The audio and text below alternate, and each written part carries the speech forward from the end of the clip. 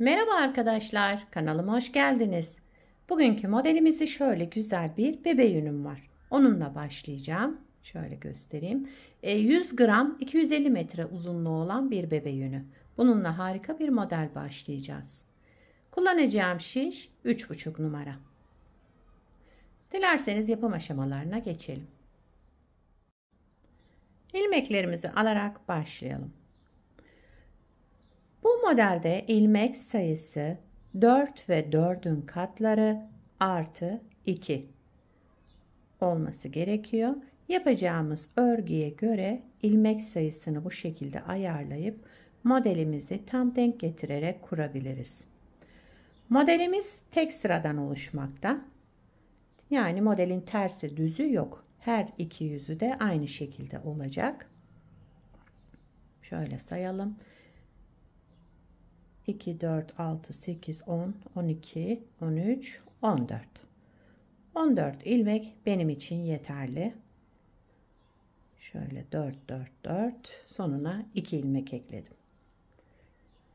Lastiksiz başlayacağım. Model lastik istemiyor. Modelin birinci sırada demeyelim. Çünkü tek sıradan oluşacağı için kenar ilmeğimi örmeden aldım. Kenar ilmeğinden sonraki 2 ilmeğimi, bakın 1 2 ilmeğimin ikisini bir aldım, tek ilmeği çıkardım, kestim burada. Çıkardığım ilmeği tekrar şişime aldım ve bir kez daha düz olarak ördüm. Devamında bir artırma yaptım, 2 ilmek ters ördüm. Artırmadan sonra 2 ilmek ters ördüm. Buraya kadar bir kez kurmuş olduk bir model. Şimdi yine sıradaki 2 ilmeğimizin ikisini bir alarak tek ilmeğe düşürdüm. Kesme işlemi yaptım. Çıkardığım ilmeği tekrar düz olarak ördüm. Devamında bir artırma yaptım. 2 ilmek ters ördüm. Sıradaki 2 ilmeğin ikisini bir aldım. Kestim. Tek ilmeğe düşürdüm düz örerek. Çıkardığım ilmeği de tekrar düz olarak ördüm. Devamında bir artırma yaptım. 2 ilmek ters ördüm. Kenar ilmeğimi düz olarak ördüm. Modelimiz böyle arkadaşlar. Bu şekilde devam edecek. Şimdi diğer yüzüne geçtim. Aynı şekilde öreceğiz. Kenar ilmeğimi örmeden aldım. Sıradaki 2 ilmek. Bakın şu 2 ilmeğimin ikisini bir aldım. Düz ördüm. Tek ilmek çıkardım. Çıkardığım ilmeği tekrar sol şişime aldım ve düz olarak bir kez daha ördüm bunu. Devamında bir artırma yaptım. Daha sonra 2 ilmek ters ördüm. Bakın terslerin biri şu ajurlu ilmeğimdi, diğeri de devamındaki. Şuradaki 2 düz ilmeğimizi geldik. Önce ikisini bir aldım, düz ördüm, tek ilmek çıkardım. Çıkardığım ilmeği tekrar sol şişime aldım. Düz olarak ördüm. Devamında bir artırma yaptım. Bu ajurlu ilmeğim ve devamındaki ilmeğimi ters ördüm. Yani 2 ilmek ters ördüm burada. Sıradaki 2 ilmeğimin ikisini bir aldım. Düz örerek kestim. Tekrar sol şişimi aldım. Çıkardığım ilmeği bir kez daha düz ördüm. Bir artırma yaptım. Daha sonra 2 ilmek ters ördüm. İlmeklerimi tamamladım. Kenar ilmeğimi düz olarak ördüm. Bakın model yavaş yavaş kendini göstermeye başlıyor. Bir kez daha kuralım. Modelin diğer tarafına geçtik. Kenar ilmeğimi örmeden aldım. Kenar ilmeğinden sonra sıradaki 2 ilmeği, bakın şu 2 ilmeğimi aldım. İkisini bir düz ördüm. Tek ilmek çıkardım. Daha sonra çıkardığım ilmeği, şişimi aldım. Bir kez daha düz ördüm. Devamında bir artırma yaptım. 2 ilmek ters ördüm. Sıradaki 2 ilmeği, ikisini bir alalım. Tek ilmek çıkartalım. Düz örerek. Çıkardığımız ilmeği tekrar sol şişime aldım.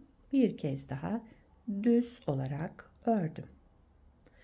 Daha sonra kesme işleminden sonra yani bir artırma yaptım. Sıradaki 2 ilmeğimizi de ters örelim. 2 ilmeğimin ikisini bir aldım. Tek ilmeğe düşürdüm. Çıkardığım ilmeği tekrar sol şişime alarak bir kez daha düz ördüm. Devamında bir artırma yaptım. 2 ilmek ters ördüm. Kenar ilmeğimi de ördüm. Sıramı tamamladım. Şöyle. Hemen hızlıca bir kez daha kuralım. Modelin biraz daha ilerlemiş halini görmeniz için. Kenar ilmeğimi örmeden aldım. Sıradaki 2 ilmeğimi ikisini bir alarak düz ördüm. Tekrar sol şişime taktım. Bir kez daha bu ilmeğimi düz ördüm. Daha sonra bir artırma yaptım. Bakın buradaki ajurlu ilmeğime geldim. Bunu ters örüyorum. Devamındakini de ters. 2 ilmek ters örmüş olduk. Yani ilmeklerin yerini kaydırmayalım. Buna dikkat edelim. Bu ilmeğin ve arkasındaki ilmeğimin ikisini bir alıyorum. Düz örüyorum. Tek ilmek çıkardım. Daha sonra şişime taktım çıkardığım ilmeği düz olarak bir kez daha ördüm. Burada kesme işlemi yapmıştık. Devamında artırma yaptık. Geldik bu ajurlu ilmek ve arkasındaki ilmeğe. İkisini de ters örüyorum.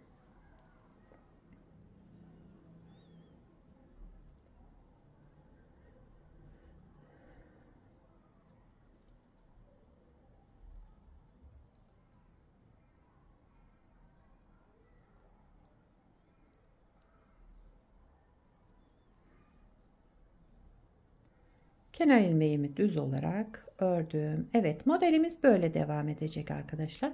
Modelin tersi düzü yok. Önce de söylediğim gibi her iki tarafta aynı şekilde oluşacak. Bir de daha önce yapmış olduğum bir parçam var. Onu göstereyim. Bakın bunu da 4 numara şişle ördüm. İpim aynı ama şişimi biraz kalın kullandım.